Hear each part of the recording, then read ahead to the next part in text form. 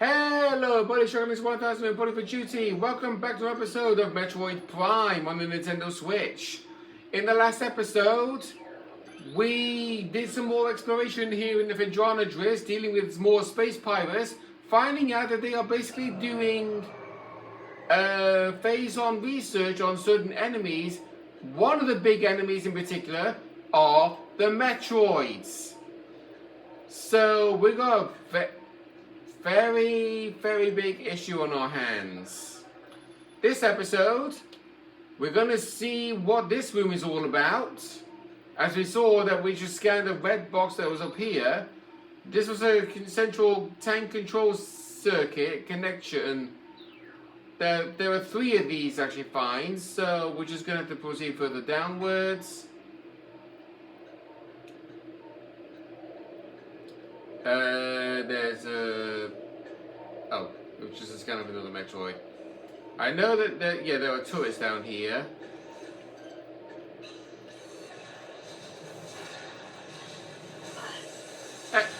Alright, apparently you can shoot me through railings.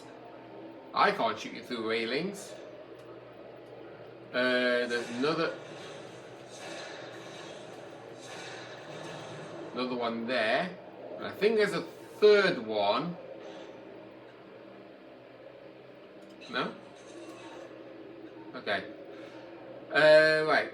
So this scan. Thermal imaging software exceeding initial expectations. Combat applications are being evaluated by command. Field testing in Vidrana region approved. Use of prototype visors by security personnel approved. Well, here's a second central tank scan.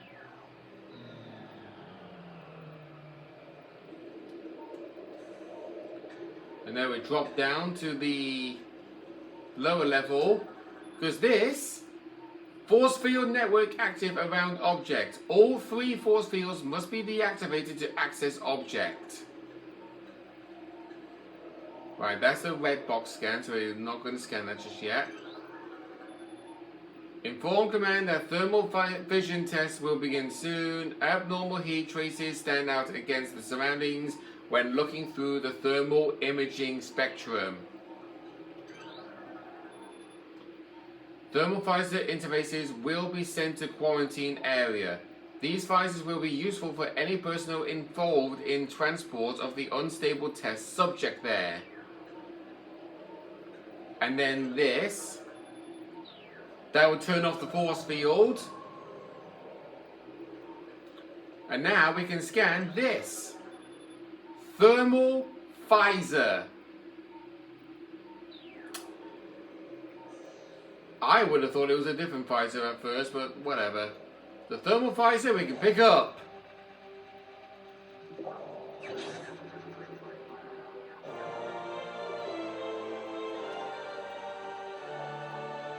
Use down on the D-pad to activate visor and nothing else. Upon picking this up, this room is about to go under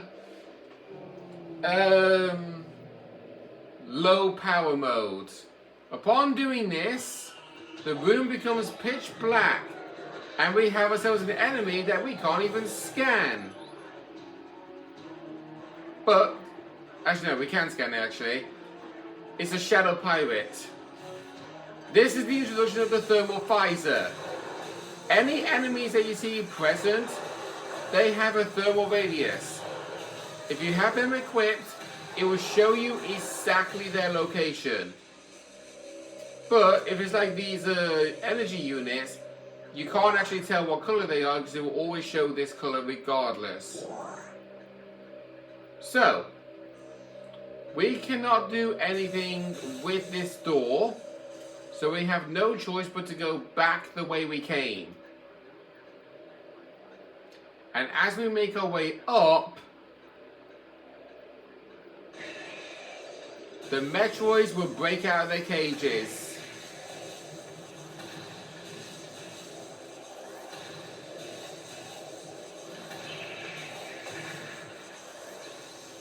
I think there's another one on the floor above. There he is, it's up there.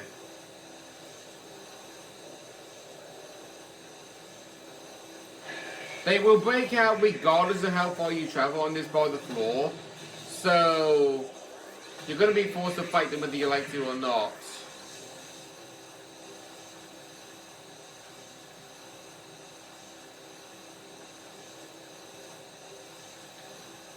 Right, here's the last Metroid.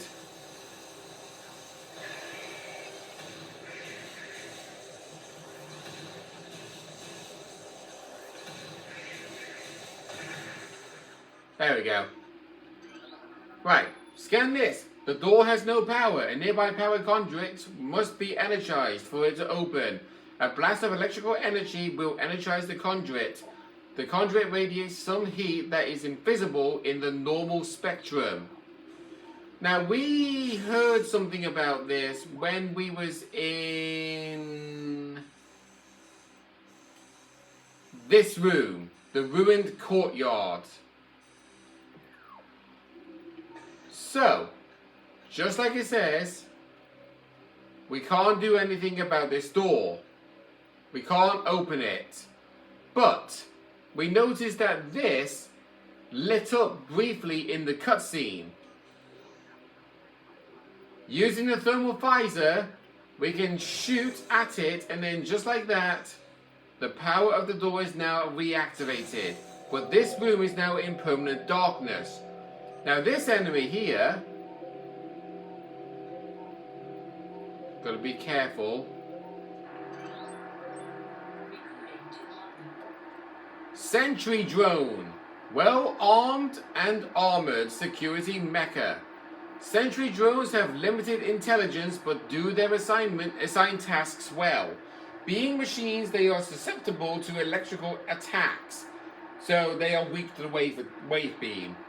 When alerted, drones initiate a security lockdown and then attempt to neutralize the intruder. Their electronic warfare suite can scramble visor technology as well, just like you see how our visor is all blurry. So, you would think we can try and sneak past this, but we can't. We have no choice but to fight these guys. So now they know we're here, they have locked all doors. We cannot leave this room until they are all defeated. There we go.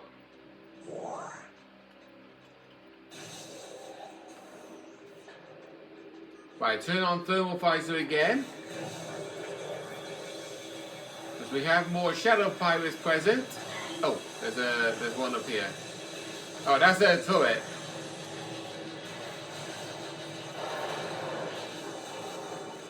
Oh wait, that turret actually acted differently. I noticed that he was doing an entourage of shots before it eventually blew up.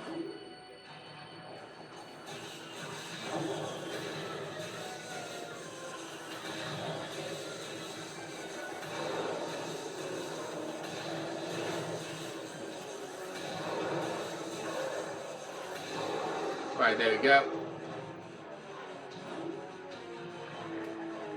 Oh, you're still alive? God's sake.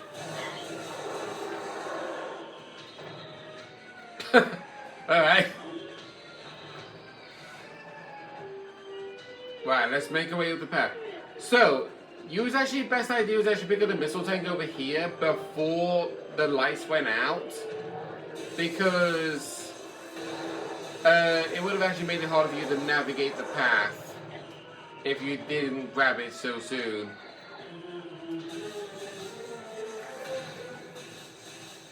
Right, we got another turret over here.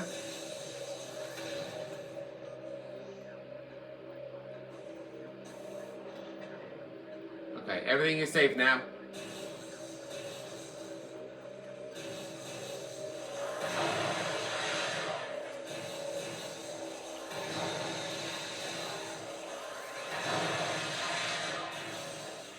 Right.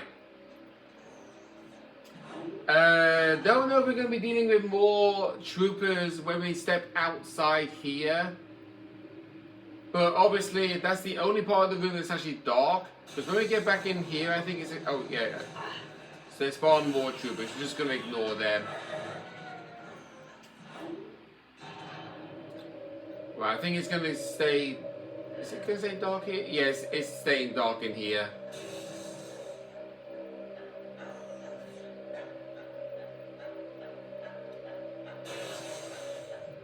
Right. More space pirates present. We're just going to access this save room real fast because I actually don't want to lose my progress.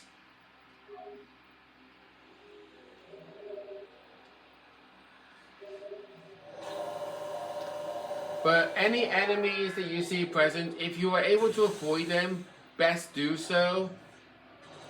Because otherwise, you're basically just wasting your own time. More sentry drones.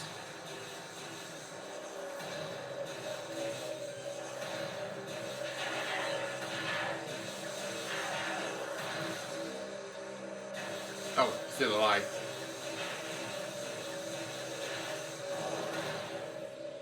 Okay, there we go.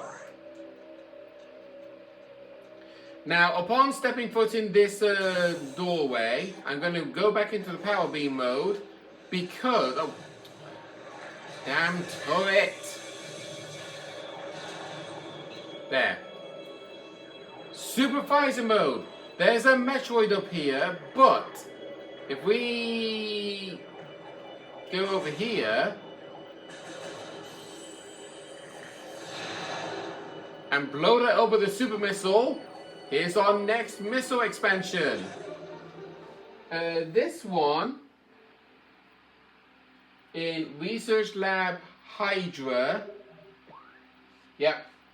This one is missile expansion 36.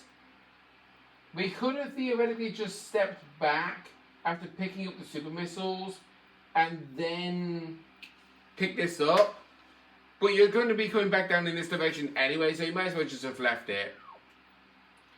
You can free this Metroid if you want, but really, don't bother. I just wasted a missile. I'm just going to ignore everything here. Goodbye.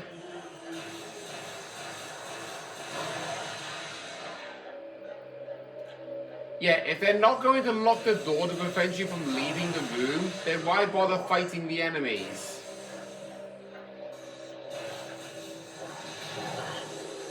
Ow. Whoa! Okay, so that's actually what the Shadow Pirate normally does. They turn invisible.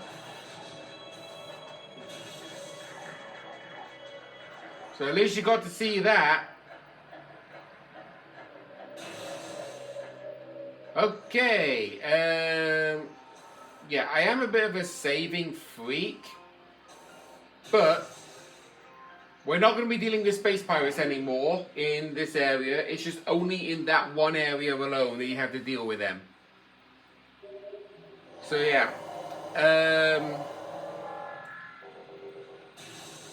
now that we're back in the ruined courtyard, this puzzle right here. Scan indicate the presence of a power conduit behind the statue. Yeah, a nearby power conduit must be energized for it to open. So yeah, we were told about this in episode 8 because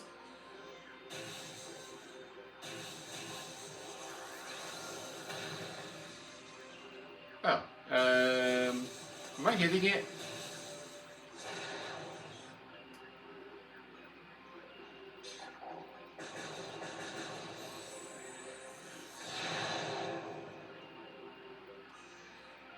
Oh!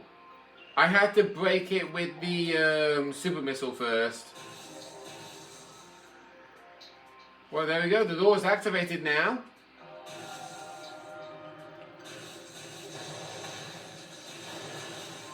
So we can now proceed into this room There's nothing hidden in this room. It's just two bamboo enemies and some boxes. Over here, yeah, those enemies you can't even fight. Just run past them, ignore them, and now we have entered the quarantine cave. We're about to get our new ability again. Well, another new ability, because obviously we started the episode off by picking up the thermal visor. Because down there, object out of scanning range.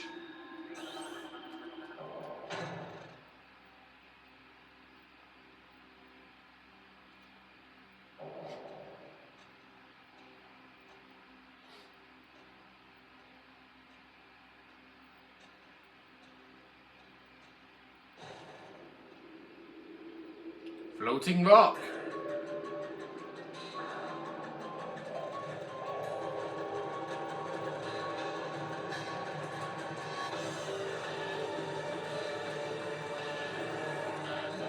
Need the battle talus from Breath of the Wild. No, not really. This enemy is the first and basically only of the Metroid series. Thardus, an animated sentient creature of stone charged with phazon radiation. Yeah, this is our first proper enemy that's inflicted with phazon. The phazon radiation given off by Thardus negates auto-targeting systems, preventing lock-on. It may be possible to acquire alternate targets with a different visor. The chaotic nature of phazon eradication leads to instability in its structural integrity. Thardus can encase targets in ice, and its colossal size and strength make it a formidable opponent. So, our new ability, the thermal visor, will point out a weak spot that we can shoot at. He will occasionally make these rocks appear from out of the stony ground by doing this animation and make them follow your precision. If you shoot at him enough, oh, he actually will do that charge attack, so make sure not to, oh, yeah. If you damage him enough, thermal visor overloaded, return to combat visor. Because your thermal visor cannot detect any presence when phazon is present. You just keep shooting at his weak spot to do damage to him, and after damaging that, a new weak spot will become visible. And yes, he will turn into this ball to roll around the place. He will not chase after you, he will just roll around freely. It makes it hard for you to hit his weak point, but don't worry about that, because just have some patience and you should be good as gold.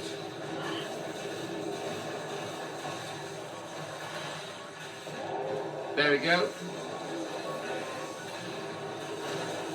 Oh, you can actually shoot these rocks if you want to pick up more resources. Oh, damn it. Yeah, if you feel like using missiles will help, which it can do actually, you can do that.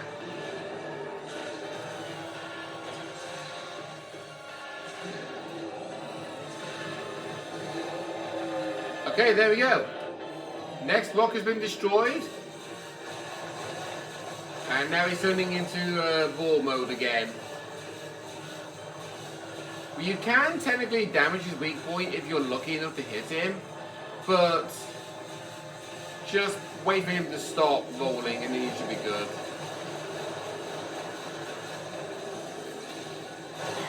Oh! Okay.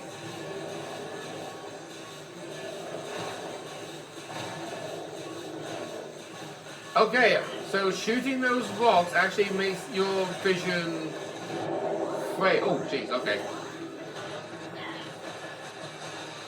Okay, we've got frozen again. This boss is basically a nightmare to fight against in speedruns, but it is mandatory to fight against. So you can tell why I'm not a speedrunner. I actually just enjoy playing games for fun, ideally. I don't care if I have the fastest record of beating Metroid or any other game in general, really. Because the majority of speedrunners, they love to use glitches in order to help them win the speedrun. Right, so now we destroyed enough of his rocks. There's no new scan. This is actually something I found kind of questionable with Metroid Prime 2 and onwards. Each boss has a corresponding phase, and each phase has a different individual scan. But in Metroid Prime, they don't.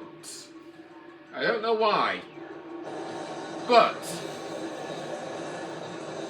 we can see he's not exposing a weak spot anymore. So what else can we do? Oh, there we go. He was just basically, oh god. He was just charging himself up with more phase on energy or something.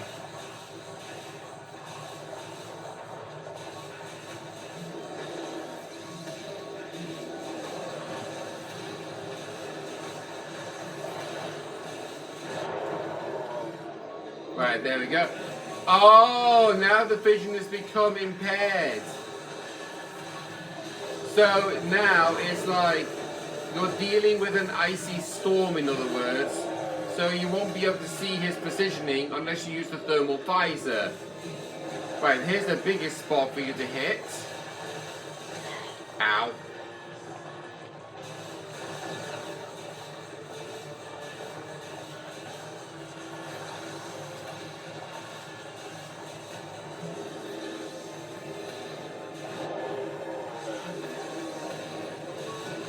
So yeah, he's actually made it harder for us to actually see where his weak spot is, because when the phase on stone is exposed, you can't use your thermal visor to tell where he is.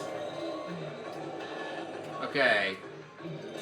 Other big stone now to target. I think this is the second to last stone to target. And yeah, these stones you have to target, they are random every time. Because I had one time where this one was actually the very first one I had to fight against many a time.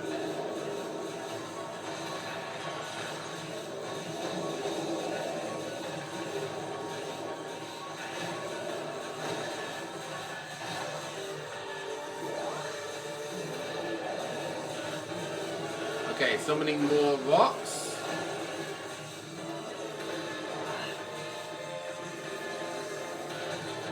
Oh, okay. I got frozen there. Right, he's making everything visible. Is he in the wall?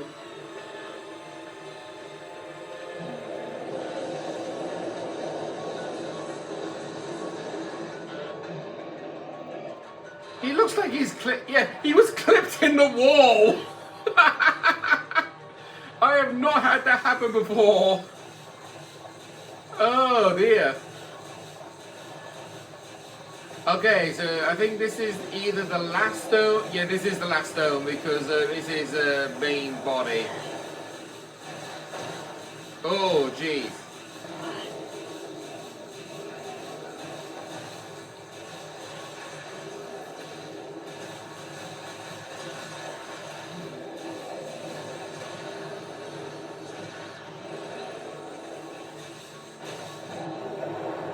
Okay, there we go.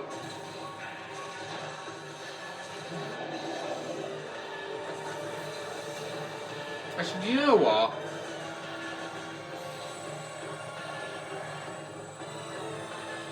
I'm gonna get my super missiles ready.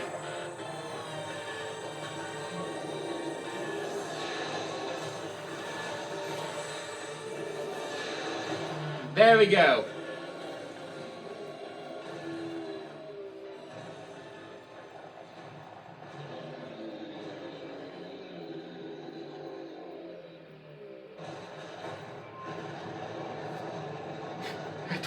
point than he does Samus to run away. He throws a rock at her.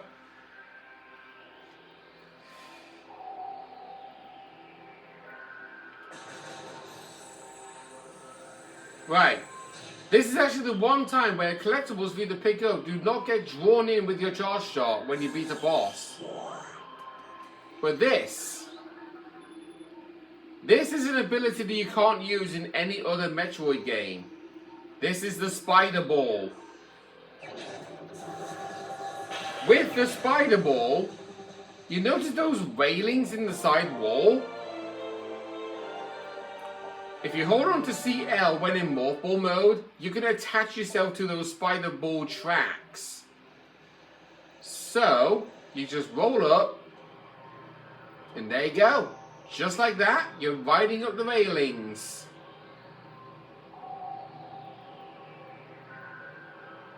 That's the way we came in from to first enter the Battle of the Quarantine Cave.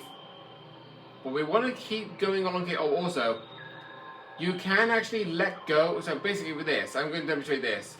If you try to do a bomb jump when in Spider Ball mode, sometimes it doesn't always work, sometimes it does. This gap is small enough to allow you to do the bomb jump while holding the CL button. But you might have a spider rail where the gap is a little bit bigger, so you need to use the bomb jump up, and then hold the CL button to grab hold of the railing above. So just be aware of that. Right, I'm going to go down this railing now to go to the other end of the Quarantine Cave. And in it, it's another lift to the southern part of Magmore Cabins.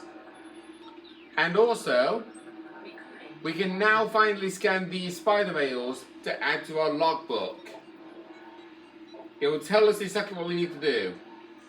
If we were to try and go up there, you can notice on our radar map on the top right corner, there is a white box up there. So again, we can so basically, with our Spider Ball ability, we can now pick up collectibles in Phendrana Trace that we couldn't before. There's a collectible in the Ice Ruins East, there's a collectible in Phendrana Shorelines, that's closest to this door leading to the temple entryway. But we are going to not collect them at this point. We're just going to press on back to Magmore Caverns.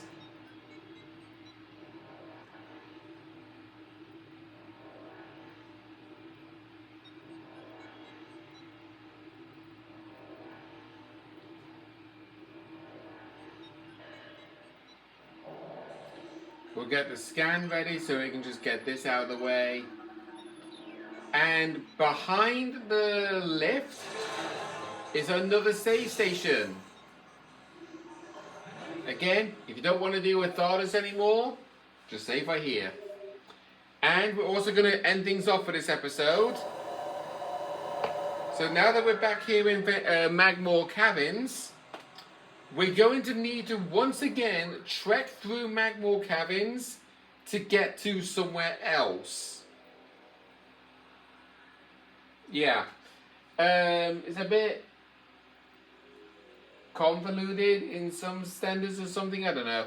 But basically, there could be stuff that we can do in Magmore Caverns, but our top priority is actually doing stuff somewhere else, and we need to go through Magmore Caverns in order to reach it. So, where is this place we need to go to next? I could be wrong, but I think it's actually back in the Chozo Ruins. So, in the next episode, we're going to go back into Chozo Ruins. See you guys then.